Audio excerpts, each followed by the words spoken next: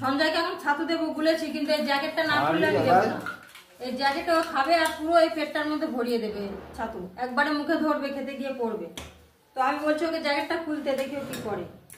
সঞ্জয় জ্যাকেটটা খোল, এটা খেতে গেলে জ্যাকেট খুলতে হবে। না না আমি দেবো না, না এই জ্যাকেটটা পরবে, এটা খোল, খুলে তারপরে দেখবো। খোল।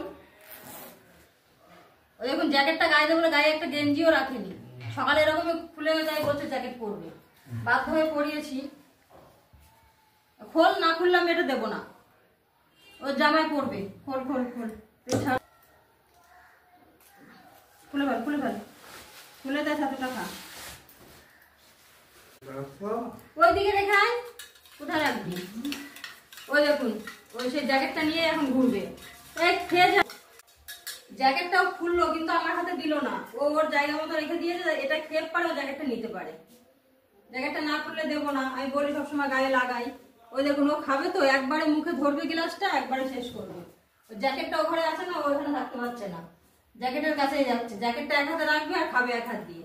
জ্যাকেট রেখে দিলে যদি আমি নিয়ে আলমারিতে ঢুকিয়ে দিই, ওই জন্য জ্যাকেটটা সঙ্গে সঙ্গে থাকবে, আজকে আর খুলবে না ওটা।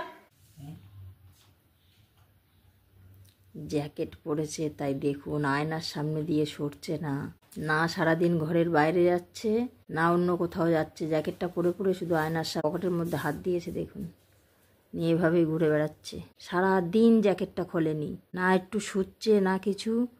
জ্যাকেটটা পরে শোয়াও যাবে না, জ্যাকেটটা পরে ঘুরতে হবে ঘরে শুধু।